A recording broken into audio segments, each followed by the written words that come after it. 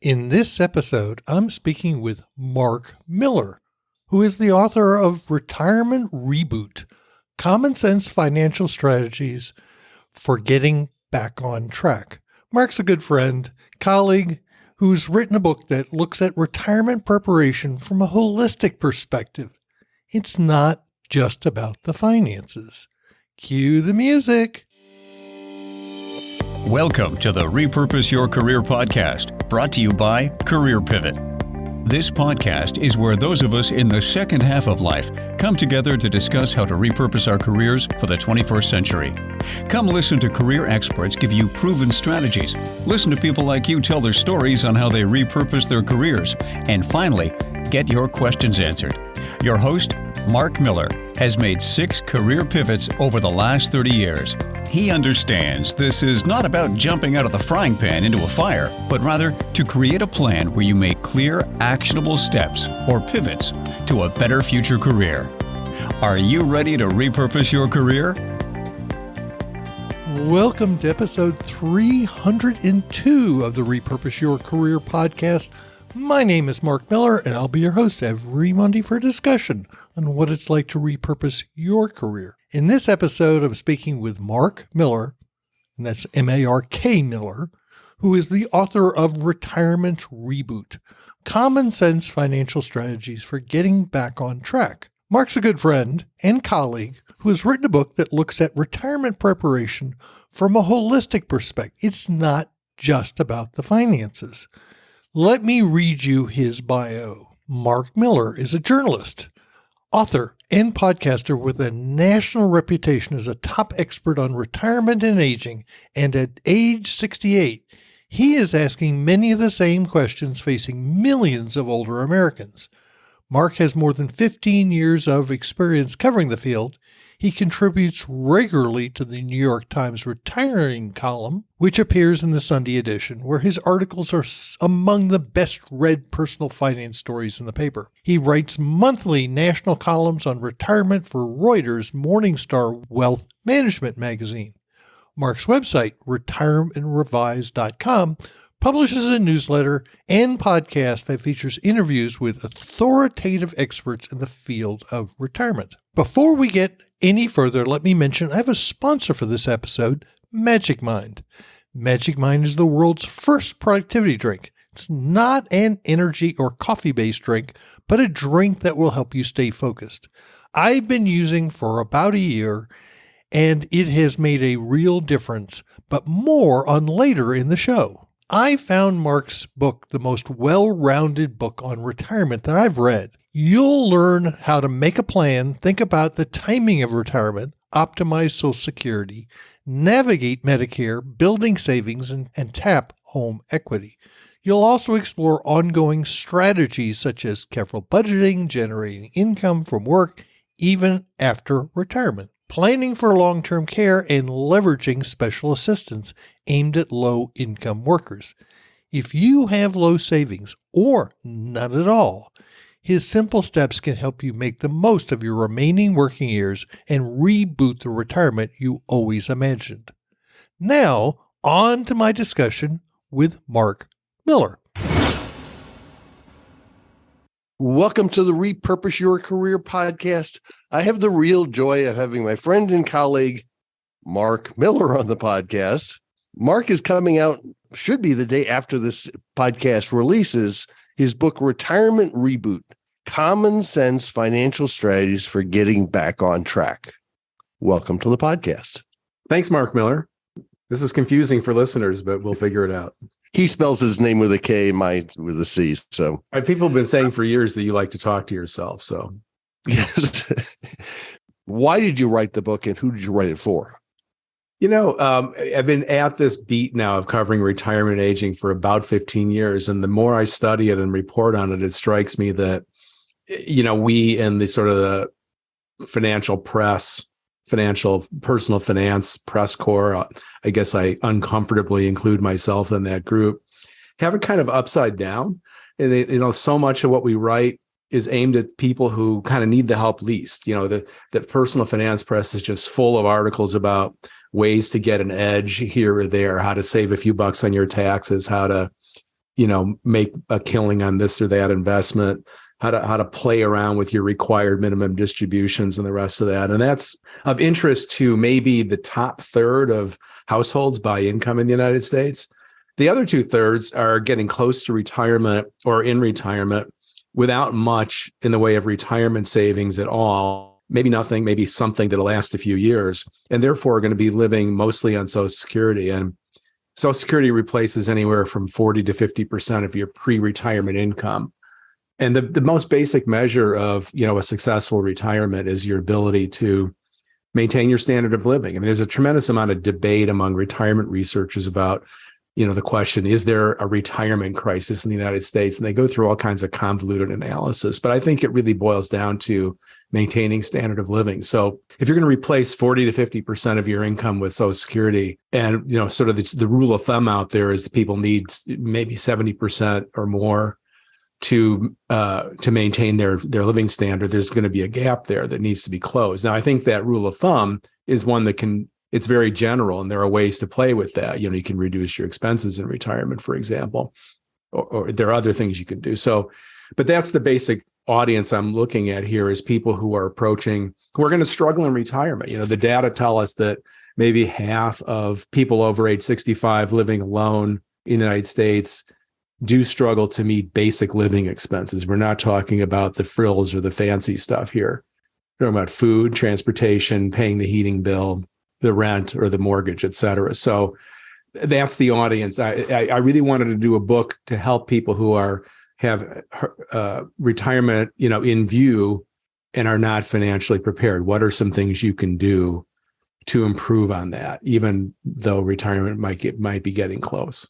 I thought you took a pretty comprehensive view of retirement, going from the beginning to all the way to needing a purpose. Right. Well, I've always had a fairly holistic view of covering this beat. Not always, but for most of the time I've done it. And, I think that, again, I think a lot of what gets written in this space, it's very investing focused. That's fine. I mean, I think it's useful information. I certainly write about that stuff. I have a chapter in the book about how to build savings and invest, but it's not the whole ball game by any stretch. And for the people I'm trying to reach with this book, it's perhaps the least important. I always laugh when I'm watching the evening news and they run through the numbers on what the markets did today. I think it's the most irrelevant, wasted 1 minute of a 25-minute newscast. It's like, for most people watching, doesn't matter. And anyway, what the markets do in terms of fluctuating day to day certainly doesn't matter, and you shouldn't even be paying attention to it. They're meaningless numbers. It's like, it really amazes me that newscasts continue to do that. It's just this knee-jerk thing. Oh, well, we report on what the markets did. Well, like, who cares? Yeah. Well, I liked when in one of your opening chapters, you talked about the number one risk is not the stock market; it's longevity. It's a misunderstood thing. I think studies show that when you ask people to rank the risks, they'll put market risk at the top, probably for the reason I was just saying. But the real misunderstood risk is so-called, quote unquote, longevity risk. I mean, it's a funny term because living long is a blessing. For many people, it can also be tough from a health perspective. The misunderstood risk is the risk of outliving your financial resources in retirement. And people just don't understand that, particularly in a married couple, there's a pretty good chance that one spouse will live to 90 or beyond. And when we see these averages, that men will live to about 84, women to about 86, people kind of fix that number in their mind without realizing those are averages. Plenty of people are going to beat those numbers. So yes, that's the number one risk. And the other thing people don't understand is that longevity is not evenly distributed. More affluent people tend to live longer because they have better health care, they eat better diets, they tend to have less physically stressful occupations. They're able to stay occupied with work to later ages. So there's a variety of reasons why that's the case. But when you hear people talking about longevity trends and say, well, we're all living longer, so therefore we must do X, Y, Z. That's not really the case. So, it's more complex than that. But nonetheless, it's true that overall longevity has been rising in the United States, and people don't understand really what that's all about. It means a longer period of time that you're going to be financing a retirement. And it's one of the reasons why I think Social Security is such a critical part of the equation here in making careful, thoughtful, smart decisions about when you file for Social Security, because for most people, it is the guaranteed income source. Defined benefit pensions are fading in the private sector. They're still there. I mean, people say they're gone, but that's a misunderstanding, because there are millions of people who still get pension income who worked in the private sector. Yes, the plans have largely been frozen, but that doesn't mean that there's still not income being received. And then, of course, in the public sector, defined benefit pensions still are dominant. For everybody else, though, it's Social Security. And so the best way to hedge against the risk of longevity is to have guaranteed lifelong income sources. Everything else is sort of variable and at risk. What will the stock market do? What will you need to draw down from your savings? It's really hard to manage and plan for that. It's like I said, I have several friends who've been going back to the U.S. taking care of elderly parents, where the parents didn't essentially plan what they wanted to do for long-term care. Mm-hmm. So you have a whole chapter in the book on talking about aging in place and what it means to age and is changing. The one decision a lot of us have to make, and I just made it a year ago, is what do I do when I hit 65 and I'm going to do Medicare? Right. I hear from people about how complicated decisions about Social Security can be.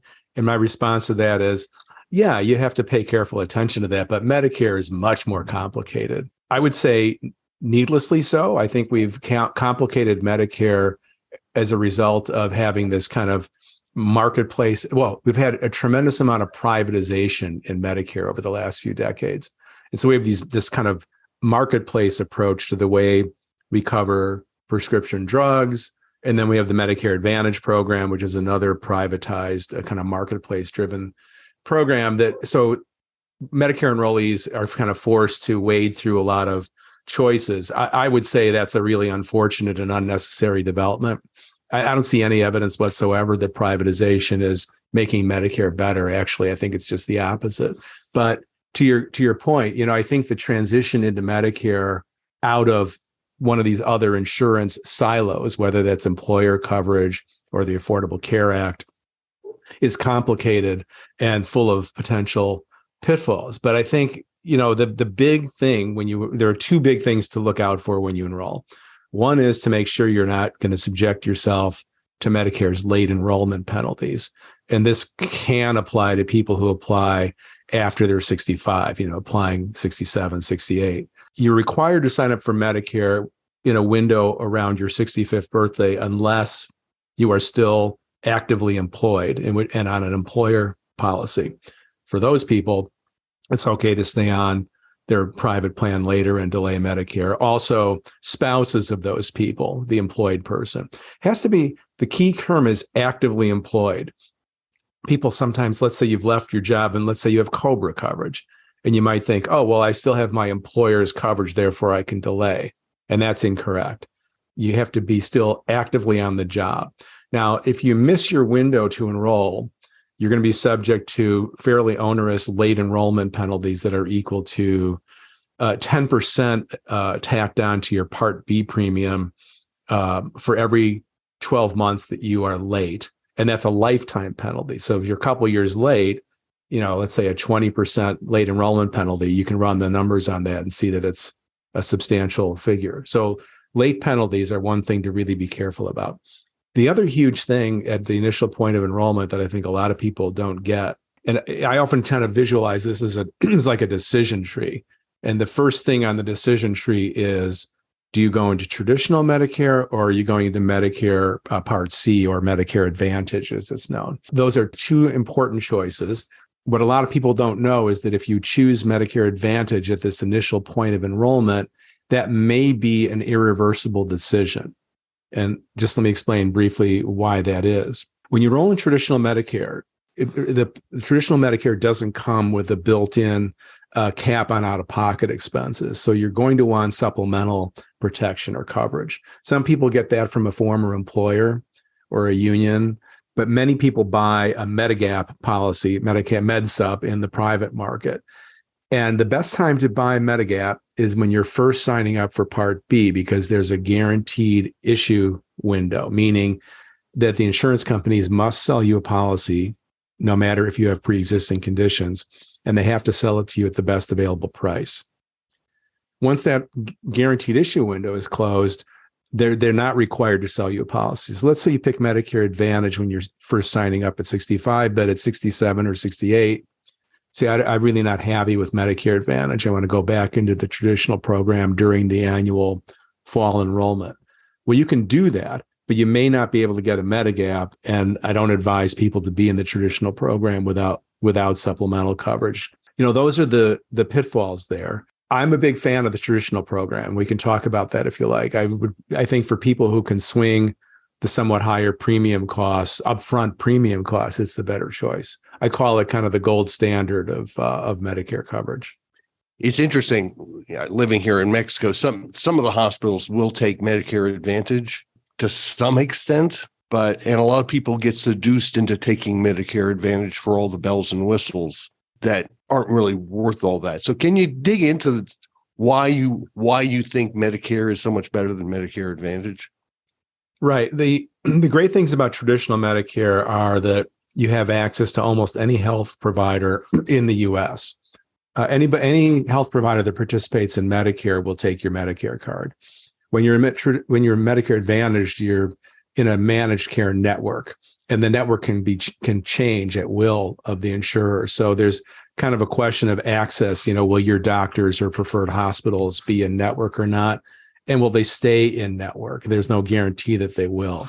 The other problems that come up in Medicare, so you mentioned the bells and whistles in Medicare Advantage. So those are things like some level of dental, vision, and hearing coverage, maybe a gym membership. Medicare Advantage also has the plus of a lower premium cost. You're going to be paying your Part B premium, but your prescription drug premium coverage may be rolled in there with no additional premium. You don't buy a Medigap when you're in Medicare Advantage because those plans come with their own built-in out-of-pocket cap. They're kind of high. They tend to run $4,000 to $5,000 a year, but then nonetheless they have one. So you're spending less on premium. So those are the things that are attractive about it. Plus sort of the convenience of sort of one step, you enroll with your Medicare Advantage plan and everything is rolled together in one. The problem that happens here is, I think that what gets missed is, you enroll at Medicare when you're 65, hopefully still pretty healthy. And, the 65-year-old self doesn't necessarily think about the 80-year-old self, where you may have more health issues going on and really want that more rock solid coverage, the access to greater choice. The other thing I just wanted to mention too about traditional Medicare is that when you have traditional Medicare plus a Medigap, that gives you the most predictability over the long haul on your healthcare costs, because you're paying up more in premiums month to month. But when you have a good Medigap plan, it covers just about everything out of pocket. So you know more about what you're going to be spending, and you're not going to have kind of spikes in that spending in years when you have high healthcare utilization. So, those are some of the reasons why I prefer traditional Medicare. And those messages are just getting drowned out in a sea of, marketing and advertising by the Medicare Advantage insurance providers. Some of your listeners may have seen coverage over the past couple months of efforts to crack down on false and misleading advertising that's going on in those programs. And the messages about traditional Medicare just kind of get drowned out by the high volume, kind of noise level that's out there about private Medicare. And even the federal government, the Centers for Medicare, Medicaid, and Medicare Services, that publishes a lot of communication about these choices. I think the communication is lacking. It's heavily tilted towards, pick your plan, select your plan, without really making clear that there's an alternative here called traditional Medicare that's not this kind of marketplace-driven set of options.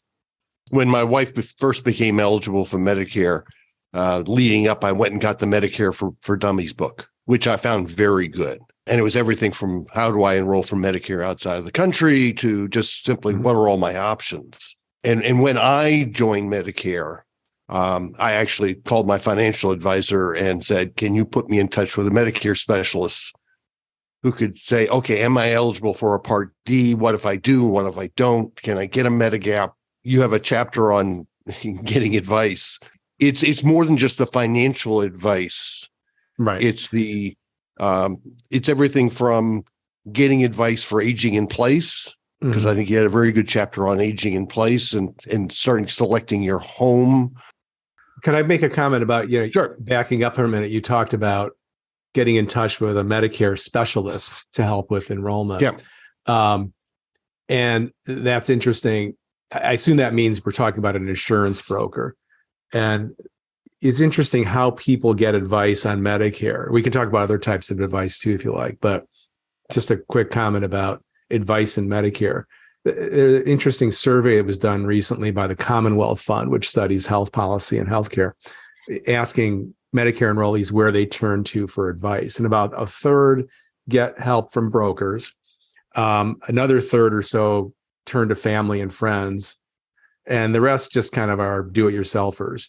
Very small percentage are going through what I think is actually the best place to go, which is the State Health Insurance Assistance Program, or SHIP for short. Every state has a SHIP program, which is a joint federal and state program. They're typically run by the states through their departments of aging. And they're staffed by trained volunteers who help people with Medicare enrollment. And they're trained to provide unbiased advice. So it's a great source. Now, I often hear from friends that say, oh, yeah, when it comes time to enroll in Medicare, let me know because I've got a guy, that's the broker. Now, I've got nothing against insurance brokers. They often can be very knowledgeable about their products and can be super helpful. But the thing to know about brokers is that, their compensation is commission driven, and they typically represent only one or two insurance carriers. So they're not going to give you the overview of the entire market wherever you live. And there can be dozens of choices. So I caution people about that. And and there's just the information market in Medicare needs a lot of work. The volume of choices you have it feels like it's limitless. It's impossible for the average person to really do a good job of sorting through this stuff. And then it's like everything else. It's all depending on your financial condition, your health. We've made various decisions to self-insure because we can. And for those, I did an episode on healthcare and health insurance here in as an expat several weeks ago. And it's like everything else. The answer to every question is it depends. Right. Are you taking care of your health? You quote the same article I always do from Fidelity. Every year they say, okay, what's the cost of a married couple 65 going to their healthcare costs in their lifetime? It's up around $300,000. I don't think a lot of people think about that. Yeah, but a lot of that money is going to be paid out over time. It sounds like a big daunting figure, but a lot of it's premiums for Medicare, which is a predictable kind of known cost. So I cite that number, but more as a way to say you need to understand the detail. Magic Mind, which I said in the introduction, is the world's first productivity drink. I only accept sponsors for this podcast where I've used their products and I'm enthusiastic about their products. Well, I've been using Magic Mind for about a year. I drink Magic Mind with my morning coffee. I actually like the taste and sip on the product while drinking my morning coffee. I first used the product on our 3-day drive from our home outside of Guadalajara, Mexico to Austin, Texas. This is a 1,000-mile drive that we've made over a dozen times. I found myself more alert and focused. I used the product diligently over the holiday. As I perform my annual website and podcast audit, I will tell you there is close to 1,000 pieces of blog posts and podcasts, and I found Magic Mind invaluable in helping me stay focused. I spent a lot of time strategizing on how to grow this podcast, and Magic Mind has helped me with my own creative thinking. Magic Mind is a productivity drink. It's not an energy or coffee-based drink, but a drink that will help you stay focused on what you are doing, beat procrastination, and get you into a working flow state. As I said, I drink this with my morning coffee. After 30 minutes, I'm ready to go to work. If you continue to use it on a daily basis after 5 or 10 days, you will notice that you are more productive, stop procrastination, and will get into a working flow state much easier. There are lots of ways to consume the product, making a latte, chugging, or sipping. Magic Mind works for me. I believe it'll work for you. I have a 20% off code to share with you guys. It's RYC, which stands for Repurpose Your Career. To use it, go to magicmind.co/RYC and enter the code RYC at checkout. The best part is they have a money-back guarantee. If you get the subscription, it's 40% off, and my 40% off code only lasts 10 days, so hurry up. As always, the link in the discount code will be included in the show notes. I liked your chapter 13 because there's a lot about you in there, and that is becoming an entrepreneur after 50. Because I think you're a pretty classic case. And now we're in your wheelhouse. Why don't you tell what happened to you when you were hitting your 50s? Well, the way I got interested in covering retirement and aging is the last full-time job I had was for working for the company that publishes the Chicago Tribune here in Chicago, the Tribune Company, which has since gone through several different ownership changes. It's not the same company that it was back then, but I worked in a division that did content licensing and syndication and also new product development. And I was given the opportunity to look for some new ideas. And I came up with this idea to launch a magazine focused on retirement and midlife transition. And the reason that I can't hit on that idea, which I think is where a lot of creative ideas come from, is sort of your own lived experience. And what I was noticing around me at that time, I just turned 50, is that myself and a lot of my friends were starting to ask these questions about, hey, I see retirement coming onto the horizon sometime in the next 15 plus years. What am I going to do then? Am I going to just retire? Am I going to look for something else to do? It started to ask all these questions. And I thought, this is interesting. Maybe there's a media opportunity here, because I think one of the things that at least, has been true traditionally in media is that when there's a major life transition, there's usually a media opportunity to help provide information, whether that's, just think about the major transitions, going to college, getting married, buying your first home. There's examples of magazines, books, et cetera, that provide guidance now, websites and apps do those sorts of things. So Tribune did launch a magazine that I was the editor and publisher of called Satisfaction, borrowing from the Rolling Stones. And it lasted a few years. It didn't make it, as a lot of magazines don't. But digging into all this, I became convinced that there was just a real opportunity because of the aging of the country. The demographics kind of predicts the destiny, that you could see the handwriting on the wall, that with the aging of the boomer generation over several decades into this retirement space, you could see that there was an enormous part of the country that could be addressed with this information. So at that time is when I left Tribune, started writing and reporting about it, developed it over a period of years, and it, created my own business, created an LLC, and just decided I'm going to just kind of go forward from here on my own. And one, because I was so interested in this. Two, I wasn't about to move out of Chicago. I mean, I suppose I could have at that point picked up and moved somewhere else for another job. But my wife is very gainfully and happily employed as a law school professor here in Chicago. We had no interest in leaving friends, family, her work, love the community we live in. So going independent seemed like a good choice. Also, I'd been through 2 or 3 kind of classic 90s and 2000s era, rocky career transitions with companies, fizzling out, or jobs fizzling out, which so many of us have been through a lot of that.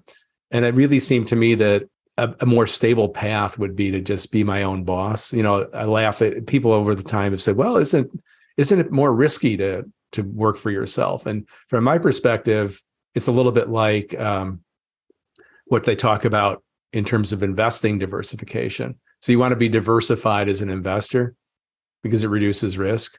And I think being diversified from an income standpoint also has its benefits. So, if I write for 3 or 4 different news outlets, New York Times, Reuters, Morningstar, wealthmanagement.com. I used to do work for some other magazines. And if any one of those ever came and said, hey, we're no longer interested in covering this, or we're replacing you with somebody else, that would be sad, but I would still have the others. And it wouldn't upend my life in the same way that losing a full-time job does. So it's been a great thing. And I've been doing it for 15 years. I can't even imagine going back into a full-time job. That's never happening. I should never say never, but I really don't think it's happening. Now I get the question from people, well, what about your retirement? And my answer is, I kind of feel like I already figured it out, because I'm not retired, but I can make adjustments in the balance between how much time I spend working versus other activities anytime I want to. And I do have other interests and activities. So, I think people who, in situations like mine, who have sort of thought this through and come up to retirement, who do have other interests, are in much better shape. I have friends who have not done that, who have, they're getting close to retirement and they've been so occupied with their work that there's been no headspace available to think about what they're going to do next. And I think it's a brick wall for a lot of people. I'm sure you've run across this in your work, Mark. I run into a lot of people where I live here on Lake Chapala, where people, they fail at retirement. Right. It can be really tough to just hit that point and not know what the heck you're doing on the next day. Well, I'll use the example. I remember in the pandemic, going in, seeing my doctor and having a physical done. And I asked her how her business was doing. And she said, well, most of her clients were Canadian Americans, and their life was built up around their social life. And that was taken away. So therefore, alcohol abuse went up, drug use, loneliness, depression. And that's why I liked your last chapter. One of your last chapters is finding purpose in retirement. Is you can't it's not healthy to just walk up into retirement not thinking about what you're going to go do. Absolutely. I, like you, I have no intention of ever, quote, retiring. Mm-hmm. I want to keep working on my terms and how much I want to do it. Right. I mean, I think it's really important for people to sort of build in a sense of purpose when they retire, that, by which I mean, have a commitment to goals that are meaningful to you and that contribute to the common good, and that is something bigger than yourself. And I think that's a way to stay connected to the external world. That could mean working as a volunteer. It could mean working part-time for pay. And I think using some of your time this way pays a lot of big dividends, not only, as you mentioned, for your health and mental well-being. It's also kind of the chapter that I did kind of deals with also the way this is all wrapped up with your concept of your own mortality. What are you going to leave behind? Which I think is terribly important. My last book focused on the way people search for meaning following traumatic events. It's called Jolt: Stories of Trauma and Transformation. And it tells the stories of people who've gone through really terrible traumatic life events, but come out on the other side kind of positively transformed. And I bring a little bit of that work into this chapter as well, to talk about just the importance to human beings of having a sense of purpose. Yeah, and I wanted to go back to you talking about your career. You were in an industry in the 1990s, 2000 that was collapsing, right? And I commend you for saying, okay, let's go off on my own. I've managed to hang on by my fingernails. When I left IBM in 2000. I had so many IBMers told me I was nuts. Uh-huh. And it was the smartest move I ever made. Right. It's in that chapter about managing your career. I have a chapter called Managing Your Career to the Finish Line, because of the importance of late career income. Your income is a financial resource that needs to be managed. So, and you're quoted extensively in that chapter, and thanks for all the help and inspiration you gave me on that. But, a part of the whole point there is to think creatively about how you're going to pursue work towards the last 10 years or whatever of work. But I have a section in there focused on the idea of disruption, which you and I have talked about. And you look at the economic and business landscape and the amount of disruption and uncertainty, especially in the wake of the pandemic. There's so much we don't know about where things are going, that, people who think that they're just going to kind of hang on and, keep their head down, and not be aware of what's going on in the environment around them, are just really painting a bullseye in their back to lose their work earlier than maybe they wanted to. And, the chapter I have on timing your retirement gets into just how sensitive retirement timing is to the success of your plan. So, doing the best you can to keep a control over all that. It's hard to do, and there's a lot of uncertainty, but it's worth thinking carefully about. That's an example of the sort of holistic points I'm trying to get into here as a side to, instead of just like, well, how much should you throw in your 401k every year? Yeah. Well, the reality is, 50% of people retire earlier than planned. Right. For one reason or another. But for a whole variety of reasons, most of them are out of your control. Right. And I do a career and industry disruption talk, and I talk about the fact that I've been trying to order a crystal ball on Amazon for the last 3 years. It's always on back order. So I think at this point, a lot of people are kind of aware of that risk. They've either been through it themselves, or they've heard people like us talking about it a lot. The chapter on timing, I worked with a company called newretirement.com, run by a great guy named Steve Chen, which is sort of a do-it-yourselfer's version of financial planning, where you can log on there and kind of create your own financial plan using Monte Carlo software analysis. It lets you see potential outcomes of various scenarios of when you retire. And we run some hypothetical scenarios for individuals, for couples, people with different income levels, to see what happens when you retire at this age versus that. And then New Retirement basically scores your plan. What are the likelihood of success? And success is just defined as not running out of money. And you can really just see there how even working a few more years can just have just such a salutary effect on a retirement plan in many cases. So I wanted to really illustrate that for people so that they could understand the importance of it. Yeah, timing is real important. And this is no different than I've talked about in the past about when things get bad at work, it's time to move on, do it.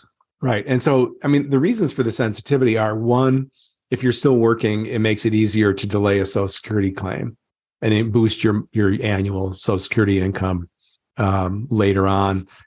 It enables that because you have wage income coming in to meet your living expenses. It can also mean more years of contributing to a retirement account. It also might mean more years of subsidized health insurance for an employer, so keeps your Medicare costs down. And importantly, it's going to mean fewer net years of living off your retirement resources when you look at the scope of your life. So lots of ways that working even a little longer can be really good. I'm also cautioning in that chapter to say, as we just discussed, it's a great aspiration. It's not really a plan, because you can't always control it. And the other point I make there is that it's a highly personal decision. It's not for everybody. People burn out at work. They are physically unable to do it. Or, I think it's important to kind of consider the value of time. Time's a limited resources, becomes more and more precious the older we get. So I'm not trying to make it just cavalier advice here. Hey, work longer. Maybe you don't want to. If you don't, there are other levers I'm presenting in the book that can be pulled, but I want people to understand what this lever of working longer means. So when someone finishes reading your book, what do you want them to do? Great question. So as I mentioned, the book is built around kind of these levers that one might choose to pull to improve your retirement outcome. And there are basically 6 core ideas. One is the importance of making a plan. Most people don't really take the time to do that. Second is this idea of timing your retirement, meaning, the possibility of working longer. 3 is optimizing your Social Security benefit, and there are important ways to do that. 4 is being smart about Medicare, navigating the Medicare system. The 5th is building savings. We haven't talked much about that, but I think that it's a worthy thing to think about, even if you're getting a late start. And I explain in the chapter kind of a very simple, unintimidating approach for the novices in terms of investing. And the 6th is tapping home equity. For most middle income and even lower middle income households, the home ownership is pretty high rates are pretty high among older people. And home equity may be the most important source of savings that they have. It's not the same as more liquid savings because it's illiquid. It's harder to make decisions about, and it's wrapped up in a lot of personal matters and choices as well. But I felt it would be foolish not to explore strategies for tapping home equity in retirement. I think if retirement plans coming up short, tapping this important asset might be something you want to do. So those are the 6. And then we go on from there to some of the other things that we've already discussed, career management, aging in place, et cetera. So at the end, I think it's for people to kind of look at these key levers and try to think about which ones they can access and take advantage of. As I said, I thought you laid it out in a very holistic fashion. And I don't think all 6 are right for everybody. Right. So I don't want to say, here's the game plan when you're done. But this is kind of the distilled wisdom from 15 years of reporting and researching on retirement. One of the great things about being a journalist is you get to talk to a lot of smart people about a lot of things. And I actually calculated for the introduction of this book that I've conducted more than 3,000 interviews and written more than 1,000 articles over 15 years. And I think I've gotten to a point where I've kind of distilled it down and have a pretty good BS detector at this point. So I'm trying to pass on to people and convey what I think are the key lessons, and to do that in a kind of an unvarnished, straightforward way. Is like, look, folks, this is the way I see it. You can't always do that in an article, let's say in the New York Times, as great as they are. You have to write in this more detached journalistic fashion and kind of present both sides of the issue. But here I'm trying to just say, this is the way I see it. Well, Mark, this has been great.